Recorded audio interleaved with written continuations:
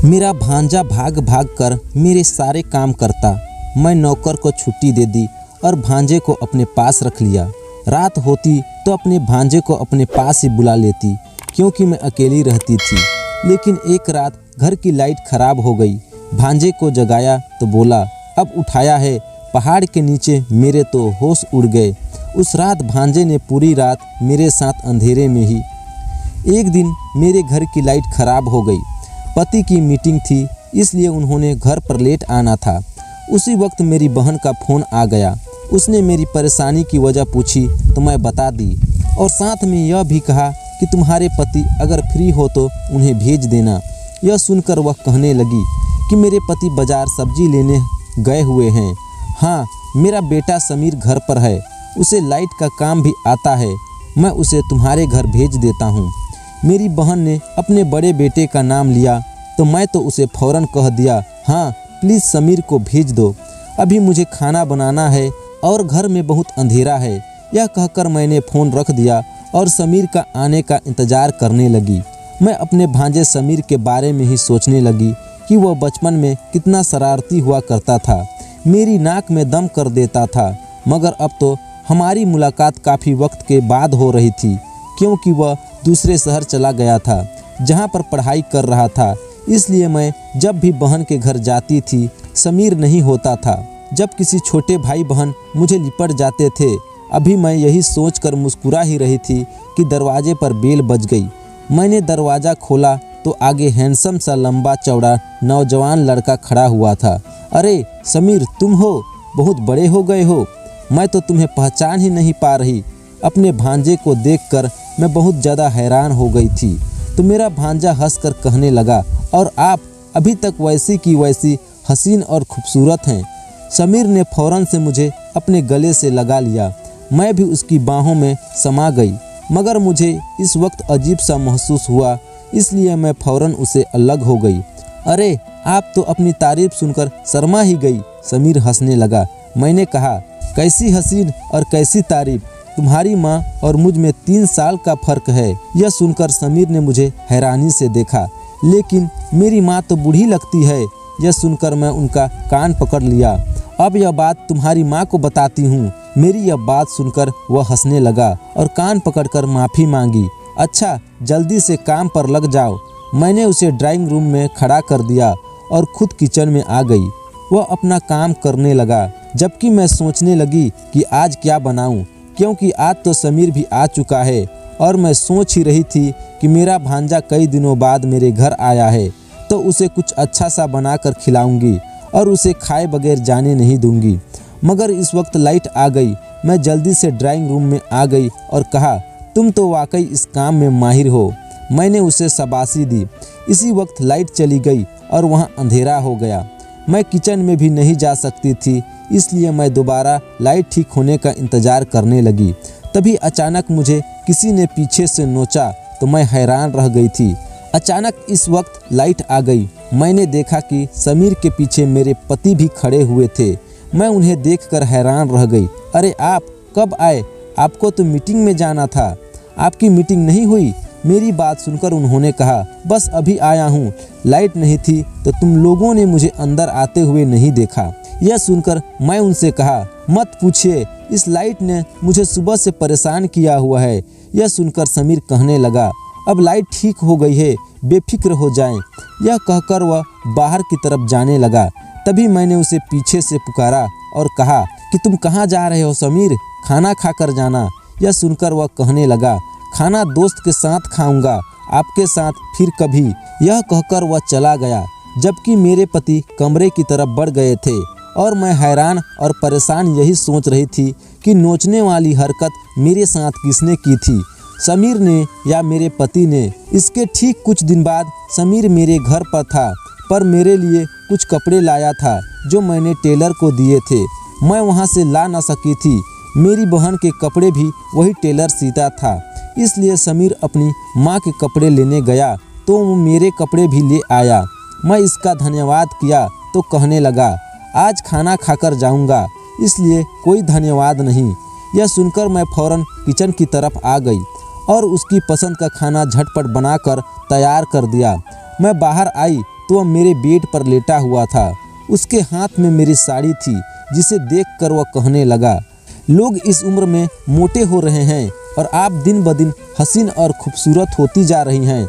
यह सुनकर मैं समझ गई कि वह यकीनन अपनी माँ की बात कर रहा था, क्योंकि वह बहुत मोटी होती जा रही थी। मैंने उसके सर पर एक थप्पड़ लगाया तो उसने मेरा हाथ पकड़ लिया और उसे चूम लिया। उसकी बहन भाई भी ऐसे ही करते थे, मगर समीर मुझे बहुत अजीब नज़रों से देखने लगा था। मैंने इस बात को नज़रअंदाज कर दिया। मैंने सोचा कि बड़ा हो रहा है, इसलिए उसको मुझे प्यार करना अजीब लग रहा है। मैं शीशे के सामने आकर अपने बाल ठीक करने लगी। मैंने खाना बना लिया था, इसलिए सोचा कि अभी तैयार हो जाती हूँ। तभी समीर मेरे पीछे आया और कहने लगा, मैंने आपको साड़ी पहने कभी नहीं देखा, यह नई साड़ी मुझे पहन कर दिखाइए। यह सुनकर मैं इसे कहा, मैं तुम्हारे घर अक्सर साड़ी पहन कर ही आई थी, याद है जब मेरी नई नई शादी हुई थी। वैसे भी नई साड़ी मुझे एक पार्टी में पहन कर जानी है। यह पार्टी मेरे पति के बॉस ने दी है। यह सुनकर समीर ने बुरा मुंह बना लिया और कहने लगा, तब मैं छोटा था इसलिए ध्यान नहीं दिया करता था, अब पहन कर दिखाइए, सिर्फ मेरे लिए। यह सुनकर मैं उसे पीछे धक्का दिया और कहा, तो कौन सा तुम बड़े हो गए हो, तुम मेरे लिए अभी भी बच्चे हो। मगर समीर ने ऐसी जिद पकड़ ली कि मुझे वह साड़ी पहननी ही पड़ी। हम खाना खाने गए तो समीर बस मुझे ही देखता रहा और मैं उसे नज़रअंदाज करके खाना खाती रही।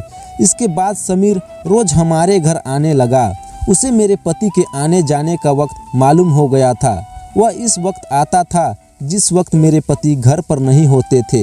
यह बात मुझे अच्छी नहीं लग रही थी, मगर उसे क्या कहती, वह मेरा अपना ही तो था। लेकिन वह जब जब घर आता था मैं चौकन्ना हो जाती थी। एक दिन समीर घर आया तो मेरे नौकर से लड़ाई हो रही थी। यह नौकर मेरे पति ने रखा था और इससे हम बाहर के काम करवाते थे। हम इसे अच्छी तनख्वाह देते थे, मगर अभी रोज़ रोज़ नखरे करने लगा था। कभी कहता मुझे गांव जाने के लिए छुट्टी चाहिए, तो कभी कहता है कि मेरी तनख्वाह बढ़ा दीजिए। लेकिन काम के वक्त से सांप सूंघ जाता था। मैं घर के सारे काम खुद कर लेती थी, इसलिए सिर्फ यही नौकर घर के लिए रखा हुआ था। अगर इसके नखरे खत्म नहीं हो रहे थे, दिन ब दिन कोई न कोई बहाना बात निकाल कर ही आ जाता था। कई बार मेरे पति ने इसके पैसे भी डबल किए थे, मगर आज फिर उसने मुझसे यही कहा था कि महंगाई बहुत हो गई है, मेरी सैलरी और बढ़ा दो। यह सुनकर मुझे गुस्सा आ गया और मैंने उससे कहा कि मैं तुम्हारे रोज़ रोज़ की फरमाइशों से तंग आ गई हूँ, इसलिए तुम यह नौकरी ही छोड़ दो। यह सुनकर वह मुझे मिन्नतें करने लगा। तभी समीर आ गया और उसने सुना तो नौकर की पिटाई कर दी। समीर, तुम बीच में मत आओ, यह हमारे घर का मामला है। मैं समीर को रोकना चाहा, मगर समीर ने नौकर को भगा दिया और कहने लगा, ऐसे घटिया नौकर रखने की ज़रूरत नहीं है, इसकी जगह मुझे बुला लिया करें, मैं आपका हर काम कर दूंगा। समीर की बात सुनकर मैं उसके सामने पानी का गिलास दिया तो वह पानी पीने लगा। आजकल के बच्चे भी बड़ी जल्दी गुस्से में आ जाते हैं। मैं खुद ही नौकर से बात कर लेती, मगर उसने मेरे नौकर को भी भगा दिया और जब मेरे खातिर नौकर बनने को भी तैयार था। समीर, इस बात को जाने दो, मैं अपने पति से कहूँगी कि वह मुझे नया नौकर रख दे। तुम अपनी पढ़ाई पर ध्यान दो, तुम्हारी माँ को तुमसे बहुत उम्मीद है, तुम बस अपनी पढ़ाई पर ध्यान दो। यह सुनकर समीर कहने लगा, मैंने अभी यह कोर्स कंप्लीट किया है, अभी इसका रिजल्ट आने वाला है, तब तक मैं बिल्कुल फ्री हूँ। मैं तब तक आपका नौकर बनने को तैयार हूँ, और वह भी फ्री में। यह कहकर वह हंसने लगा। लेकिन आपको बात माँ को नहीं बतानी है। समीर की बात सुनकर मैं चौंक गई, क्योंकि वह मेरी माँ है। उन्हें अच्छा नहीं लगेगा कि उनका बेटा किसी का नौकर बन जाए। यह सुनकर मुझे भी हंसी आ गई। इस दिन के बाद मैं समीर से कहा कि तुम जब भी फ्री हो घर पर आ जाया करो मेरे काम करने। मगर इस दौरान मैंने अपने पति से कह दिया कि वह नया नौकर तलाश करे, क्योंकि मैं नहीं चाहती थी कि समीर नौकर वाले काम करे। मगर शायद ही बात मेरे पति को ध्यान नहीं रही थी, या शायद उसे अभी तक नौकर नहीं मिला था। तभी तो कई दिनों तक नौकर नहीं आया और समीर बेचारा ही सारे काम करता था। एक दिन मैं फ्री थी तो सोचा कि बहन के घर चली जाऊं। वहां गई तो तो उसके दोनों बच्चे मुझे देखकर खुश हो गए, लेकिन समीर घर पर नहीं था। मैंने बहन से पूछा तो वह कहने लगी, समीर घर पर नहीं है, पता नहीं सारा दिन कहाँ आवारा की तरह फिरता रहता है। कोर्स भी कंप्लीट कर लिया है तो खुद को पढ़ाई से आज़ाद समझ रहा है। मैंने पति से कल ही कहा था कि लड़कों का पता रहना चाहिए कि वह क्या कर रहे हैं, कहाँ जा रहे हैं, सारा दिन कहाँ छुपे रहते हैं। यह सुनकर मुझे हैरानी हुई। मैंने कहा, तुम्हें समीर ने कुछ नहीं बताया? यह सुनकर बहन भी चौंक गई। क्या मतलब, क्या नहीं बताया? यह सुनकर मैं उसे बताया कि आजकल समीर मेरे घर पर ही होता है। यह सुनकर वह चौंक गई। अच्छा, मुझे यह बात समीर ने नहीं बताई और न तुमने मुझे कॉल करके बताया। यह सुनकर मैं बहन से कहा कि मुझे लगा था कि बात तुम्हें समीर ने बताई होगी और मैं भी तो आज ही तुम्हारे घर आई हूँ। यह सुनकर मेरी बहन सुकून से हो गई और कहने लगी, चलो अच्छा है, मैं तो समीर की वजह से बहुत परेशान थी। पति मेरा काम के सिलसिले में बिजी रहते हैं और मुझे इस मोटापे ने तंग करके रख दिया है, वरना तुम्हारे घर आती तो यह बात मुझे पता ही चल जाती। खैर, यह भी ठीक है, युवा आवारा दोस्तों के साथ तो नहीं रहता है और उनके साथ पढ़ने के बजाय अपनी मौसी के घर चला जाता है, तो उसका ख्याल रखा करो। मेरी बहन बेफिक्र हुई तो मैं उसे कहने लगी कि अपना ख्याल रखा करो, तुम्हारा वजन बहुत ही बढ़ रहा है। इस दिन मैं बहन के घर से खाना खाकर आई, मगर जब तक मैं वहाँ रही समीर घर नहीं आया। मैं घर वापस आई तो पति ने कॉल की कि उसने कहा कि मैं घर देर से आऊँगा। यह सुनकर मैं सुकून से हो गई, मगर मैं जैसे ही अपने कमरे में आई हैरान रह गई। सामने मेरे बेड पर समीर सो रहा था। वह गहरी नींद में था, इसलिए मैंने उसे जगाना सही नहीं समझा। उधर मेरी बहन का मैसेज आया कि अभी तक समीर घर नहीं आया। मैं समीर की वीडियो बनाई और बहन को व्हाट्सएप कर दी। यह देखकर मेरी बहन कहने लगी, इस समीर को क्या होता जा रहा है आजकल, और तुम्हारे घर कुछ ज़्यादा ही चक्कर लगा रहा है।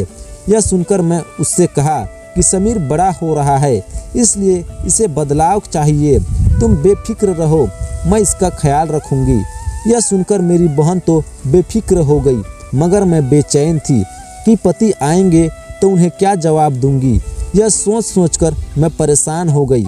उसे वक्त पति की कॉल आ गई और उन्होंने मुझसे कहा कि मैं ज़रूरी काम के सिलसिले में शहर से बाहर जा रहा हूँ, दरवाज़ा लॉक करके सो जाओ। यह सुनकर मैं बेफिक्र हो गई। ऐसा पहले भी कई बार हुआ था, इसलिए मैं पहले भी घर में अकेली रह चुकी थी, लेकिन आज तो घर पर समीर भी मौजूद था, इसलिए मैं बेफिक्र होकर दूसरे कमरे में आ गई और मुझे नींद आ गई। मैं सुबह जागी तो समीर के कमरे में जाकर देखा वह अभी तक सो ही रहा था। मैंने उसे हाथ लगाया तो चौंक गई, क्योंकि उसे बहुत तेज बुखार था। मैंने उसे नींद से जगाया तो उसने मुझसे कहा कि मेरे सर में बहुत दर्द है। मैं डॉक्टर को कॉल किया और उसके लिए चाय बना लाई। मैं समीर का सर दबाने लगी, तभी वह, मुझे आप बहुत अच्छी लगती हैं, मेरा दिल करता है कि मैं हमेशा आपके पास रहूं। समीर बेहोशी में अजीब बातें बोल रहा था।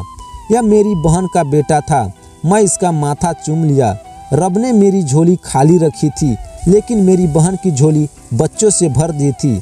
उन बच्चों को मैं अपनी औलाद समझती थी, इसलिए समीर को बुखार में देखकर मैं भी तड़प गई। डॉक्टर आया तो उसने समीर को दवाई दे दी और वह शाम तक लेटा रहा। इस दौरान मैंने अपनी बहन को यह बात बताई तो वह फौरन मेरे घर आ गई। समीर कुछ देर पहले मुझसे बातें कर रहा था, मगर माँ को देखकर उसने अपनी आंखें बंद कर ली और सो गया। उसकी माँ ने कहा कि समीर अब घर चलो, तुम्हारे बाबा को भी तुम्हारी फिक्र हो रही है, मगर समीर ने कोई जवाब नहीं दिया। मेरी बहन का चेहरा उदास हो गया था, इसलिए मैंने उनसे कहा कि समीर सो गया है, जगेगा तो मैं खुद उसे छोड़कर आ जाऊंगी। यह सुनकर मेरी बहन चली गई। मुझे ऐसा लग रहा था कि दोनों माँ बेटे के बीच कुछ चल रहा था, मगर मेरी बहन ने यह बात मुझे नहीं बताई थी। मुझे इस बात पर हैरत हो रही थी कि माँ के जाते ही समीर अपनी आंखें खोल ली और मुझसे कहा कि मेरा सर दबा दो। मैं उसका सर अपनी गोद में रख लिया और दबाने लगी। समीर, तुमने अपनी माँ को देखकर आंखें क्यों बंद कर ली? यह सुनकर समीर कुछ देर तो खामोश रहा। मेरे कहने पर वह बताने लगा, माँ मुझसे खुश नहीं है। उन्हें लगता है कि मैं जो बड़ा होता जा रहा हूँ, बदतमीज होता जा रहा हूँ। वह बाबा के सामने मेरी बेइज्जती करती है, इसलिए मैं घर नहीं जाना चाहता हूँ। समीर की आवाज़ सुनकर मैं चौंक गई।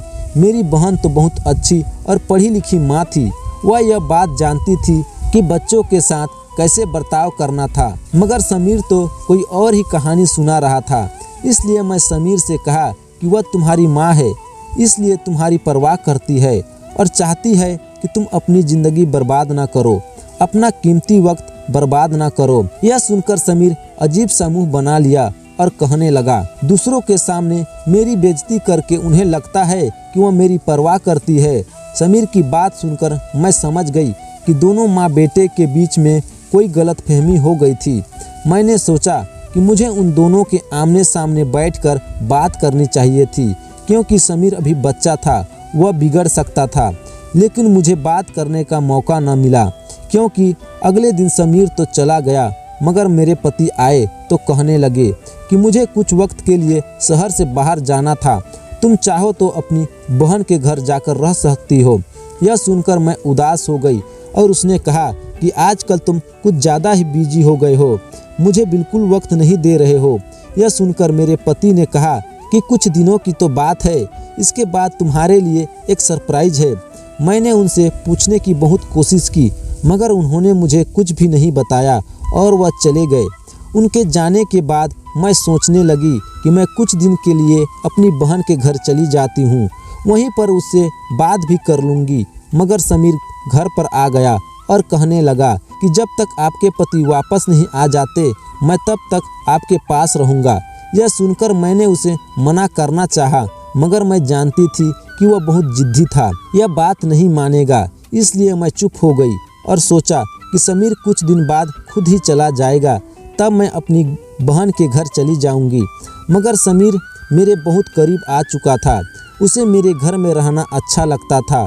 वह भाग भाग कर मेरे सारे काम करता था। मैं जो भी काम कहती थी वह फौरन कर देता था, मगर जब भी वह माँ का जिक्र होता तो उदास हो जाता था। इस दिन भी मेरी बहन की कॉल आई तो वह समीर से बात करना चाहती थी, मगर समीर ने मुझे डर से इशारा कर दिया और कहा कि माँ से कह दो कि मैं यहाँ नहीं हूँ, बल्कि किसी दोस्त के घर हूँ। मैं समीर की वजह से अपनी बहन से झूठ बोल दिया था। वह खुश हो गया और मेरे गले से लग गया, कहने लगा कि आप बहुत अच्छी परफ्यूम लगाती हैं। यह सुनकर मैं उनसे कहा कि मैं तुम्हें यह परफ्यूम गिफ्ट कर दूंगी।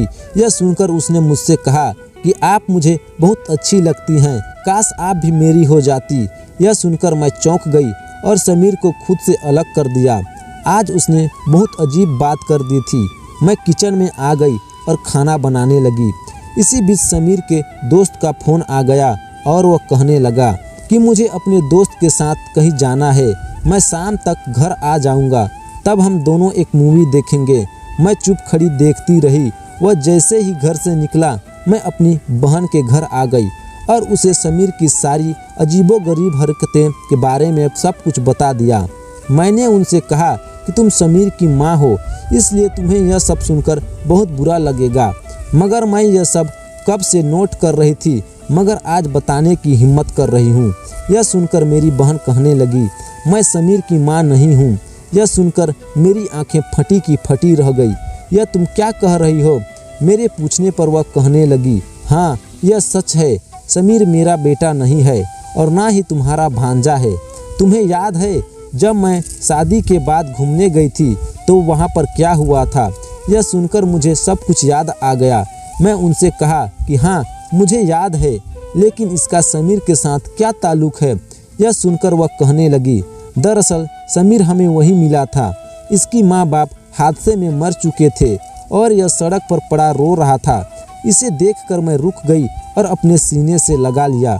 हम इसे अपने होटल ले आए और हमने फैसला किया कि हम इसे अपना लेंगे, मगर मेरे पति ने कहा कि अगर हम इसे अभी वापस घर ले गए तो मेरा अपना बेटा नहीं कहलाएगा।